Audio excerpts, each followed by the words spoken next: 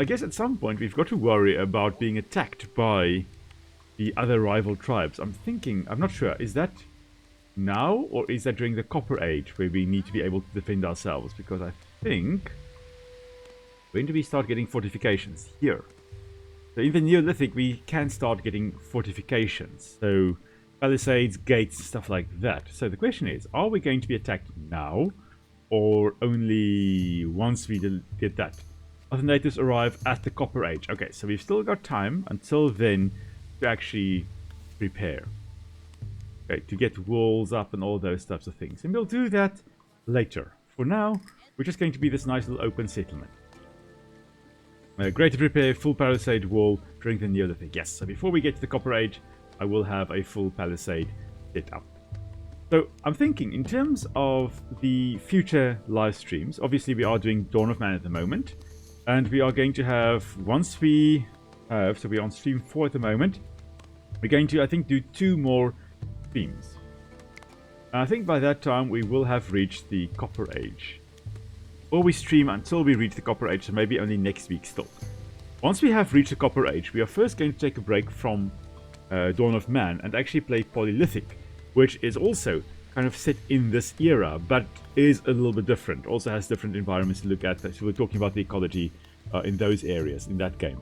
And then once we have done a bit of that, we then play the rest of this, I think. And then when we finish with the Iron Age in Dawn of Man, we then will play Banished, which is also a very nice city builder and does things a little bit differently. Same, but very different as well. So then we will be playing that. There, for example, we have nobody that can attack us. It's just focused on building our city and getting to survive winters and harsh conditions. That's going to be the main focus there.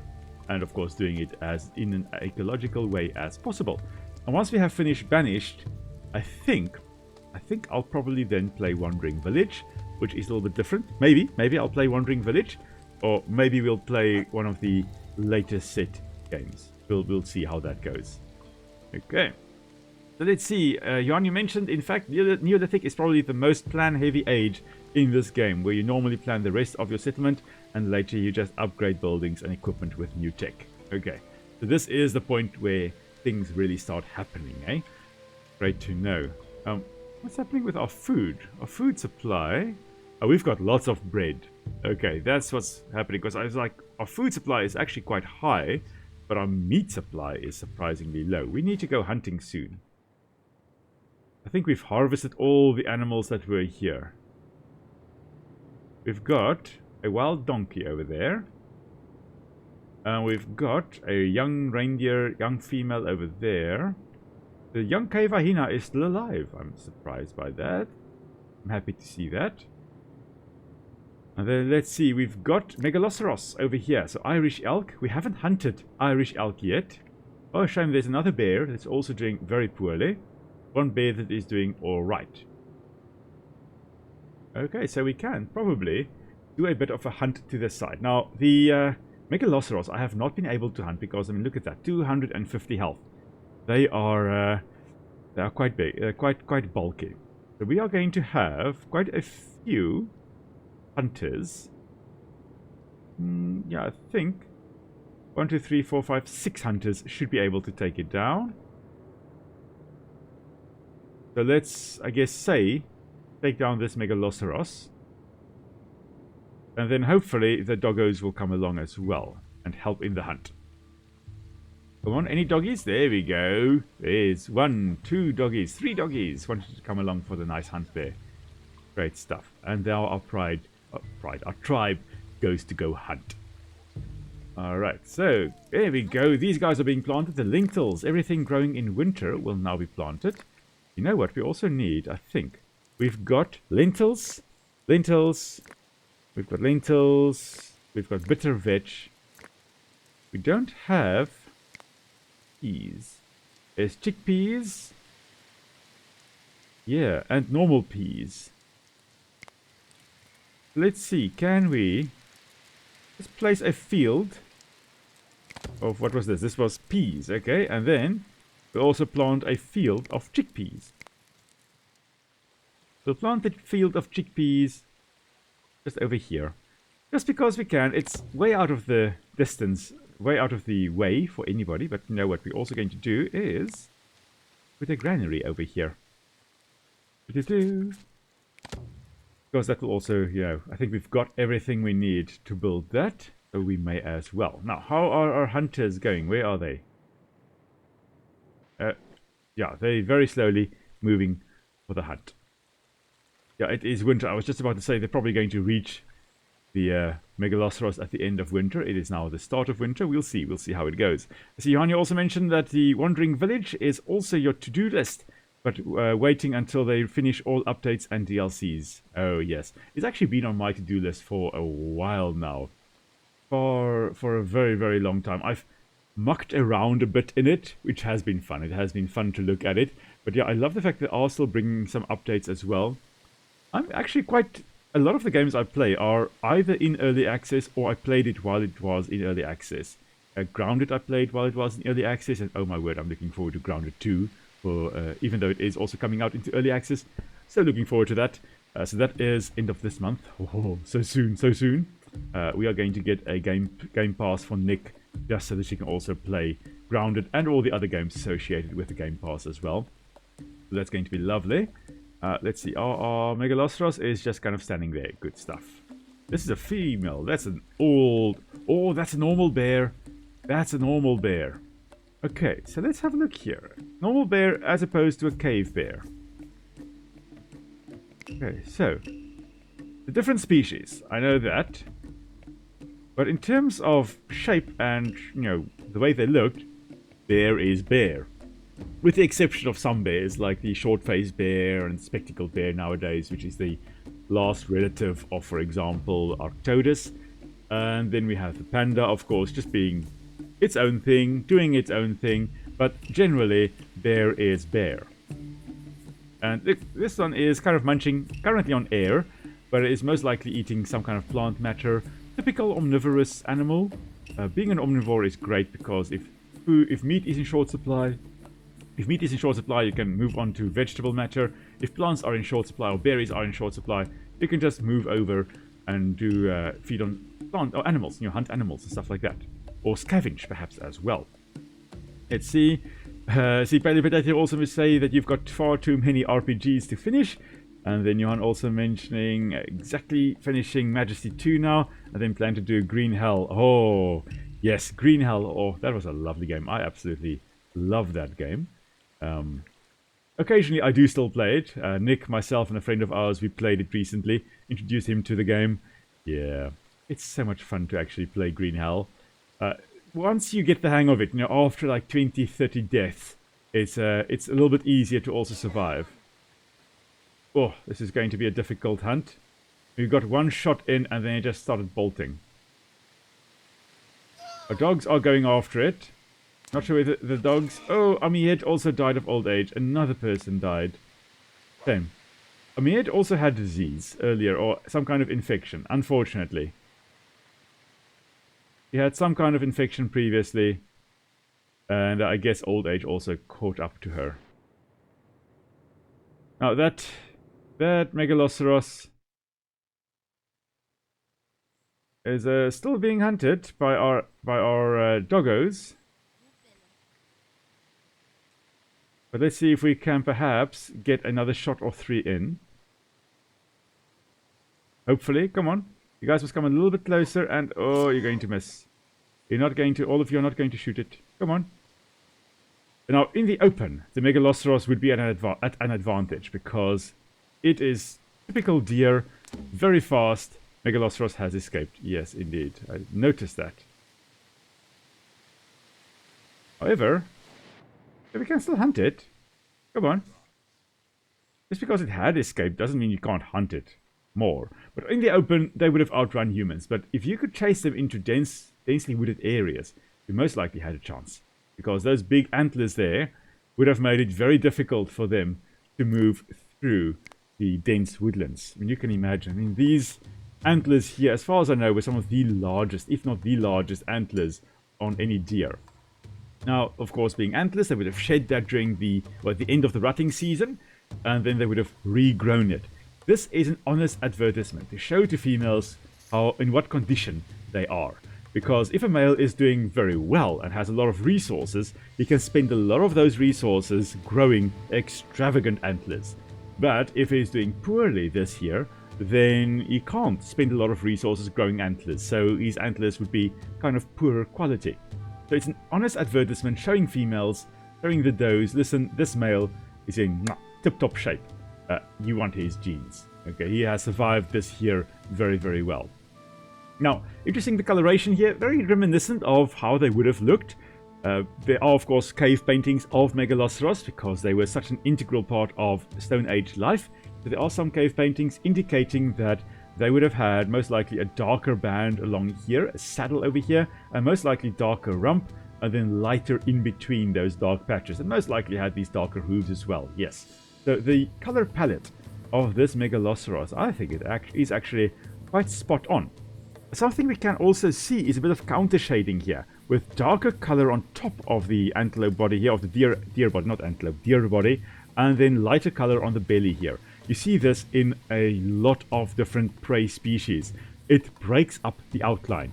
They've done statistical tests and stuff like that, and it is more difficult to see an animal that actually has a darker top and a lighter bottom than one that is uniformly colored. Even if that uniform color is brown or green and blends in kind of the background, having two colors actually makes it more difficult to spot the deer in this case, the Megaloceros in this case. We also have in South Africa, for example, we've got the oryx or the gemsbuck. They've got grey above, then a black line and a white belly. Springbuck also light brown above, dark stripe in between and a white belly. You see the same with Thompson's gazelle, Dharma gazelle, dark brown or brown above, white belly below. In the arid regions, the white belly also will reflect a lot of sunlight, keeping the animal cool, especially sunlight that is bouncing off the ground onto the belly. Reflects that, keeps them a little bit cooler, but it also has the benefit of breaking up the outline, making it a little bit more difficult to actually spot, which is really, really cool. I love that. Let's see, Fadaki also mentioned, do the darker legs help break up the outline, or would it hinder it? So also most likely break up the outline. But yeah, having different contrasting colors here would definitely help break up the outline. So would make it more difficult to spot. Uniform colors, more easy to spot than blotches or strong, high contrasting colors, dark and light, bright and dull. Very often those are surprisingly good camouflage. I mean, I photographed an interesting bug earlier this year that had, if you look at each color individually, it's actually quite bright, like this neon green and an olive green and a yellow and a white and black as well. But mixed together, especially in blotches, it makes it blend in so nicely with the lichens and mosses in the forest that, yeah, you won't spot it. I just happened to see, well, I happened to find it because my brother and Nick called me to tell me, listen, there's an interesting bug over here. Come and have a look. You guys are exhausted, aren't you? Yeah, you're exhausted. You're still carrying around. Margor is still carrying around the flower. Margor was by that totem earlier. And Margor already had the flower when he was at the totem there. Now, at this point in time, I don't think it is worth actually doing this hunt anymore. No, guys, come on, go home. Go home. It's not worth it.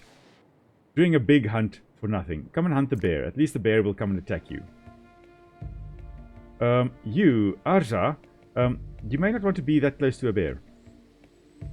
I know, you're part of the hunting squad, but maybe not. Don't do that. Maybe don't do that. No. That's one of our dogs. That's fine. Also, the predators probably saw in different color spectrum. No. Most predators actually have relatively good vision. Cats in particular, very good vision. Dogs we typically think of as being colorblind, but they're not truly colorblind. They can see, they just see different to ours. They don't see in black and grey and white. They don't see black and white. They actually see color, but more similar to some colorblind humans, for example. That's more how they would see. Amid died on the hunt. Oh, so that's what happened. I know Amid died. I didn't know it was on the hunt. Oh, shame. Amid. Okay, now you're just kind of chilling over here. Well, I say chilling. You're like freezing at the moment, like really chilling because you are out in the cold and you are dead. Right. Where are our hunters? There they come. Slowly but surely making their way over to this bear to come and hunt it. To hunt her.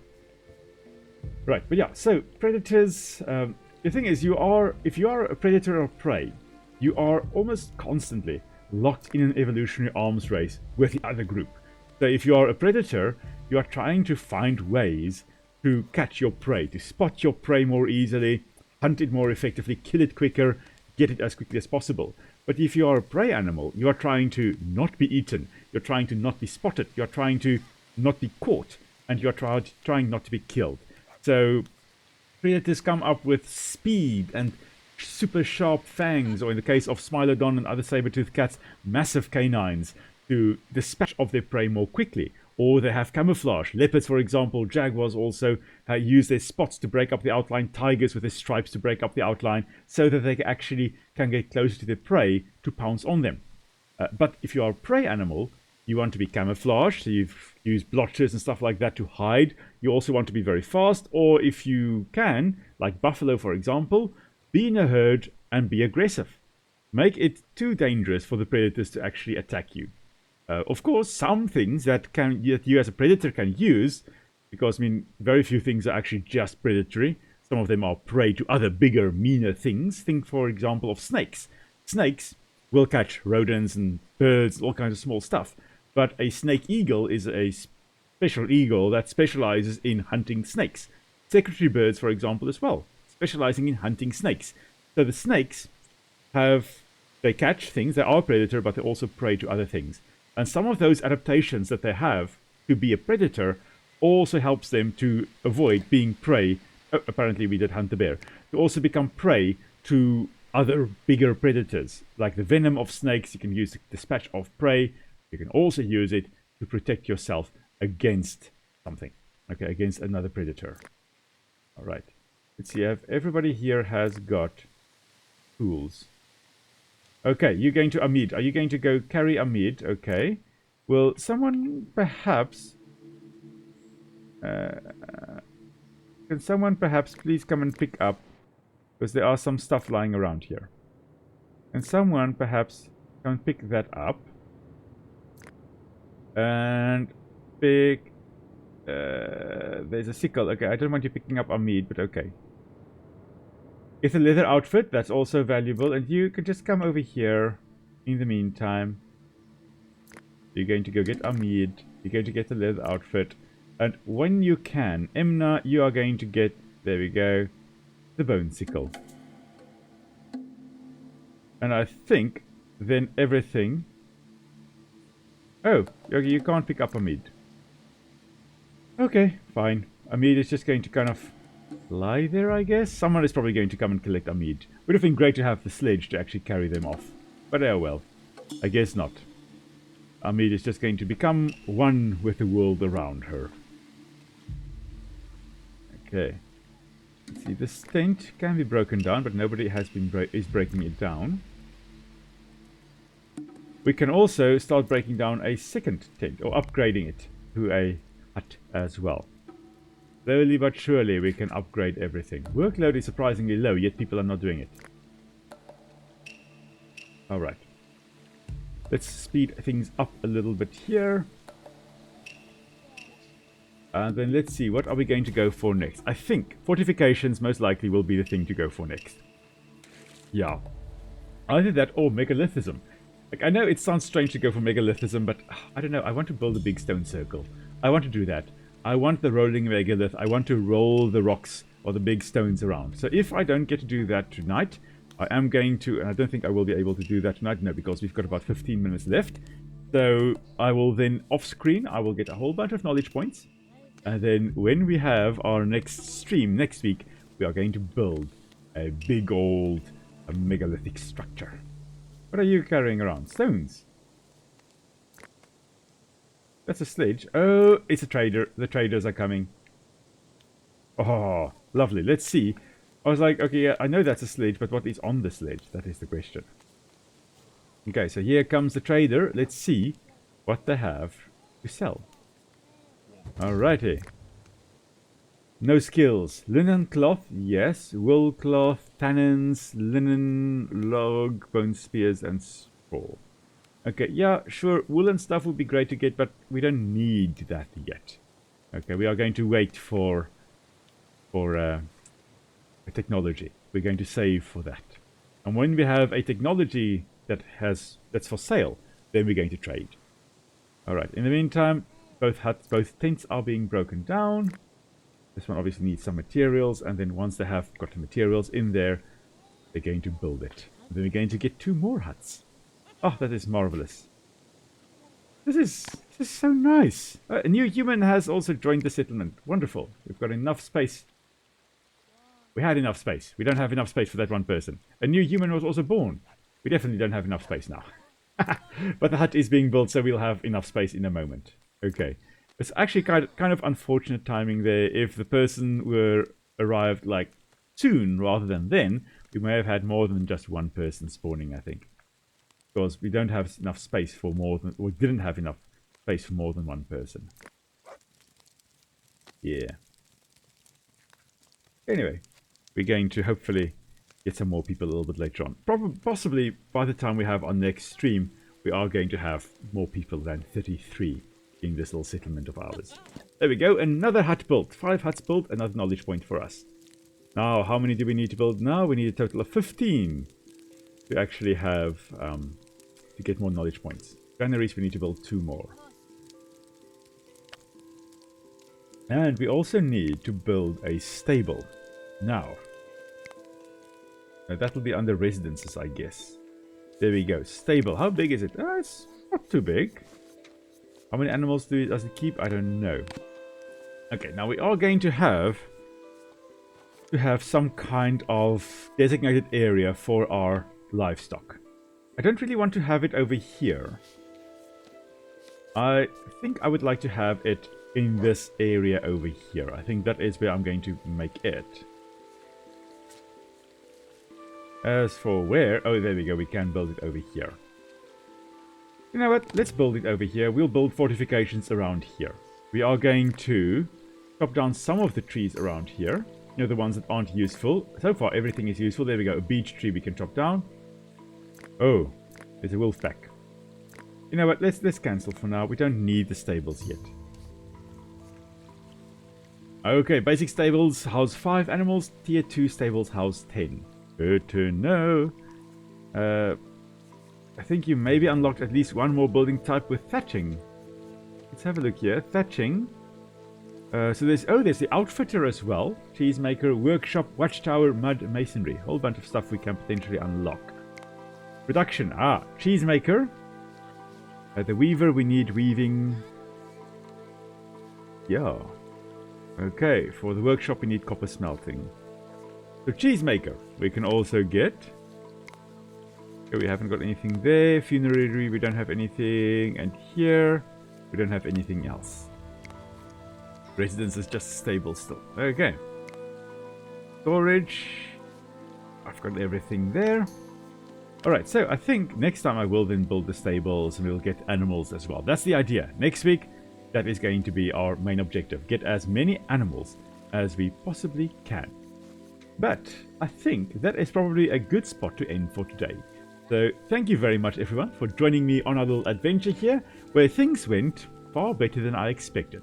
Hope you enjoyed it. I had a lot of fun. And then of course next week I'll be back with another bit of Dawn of Man, and we're going to then head hopefully towards the Copper Age, and things are going to start heating up. So until next time everybody, stay safe. I'll see you all soon. Cheers.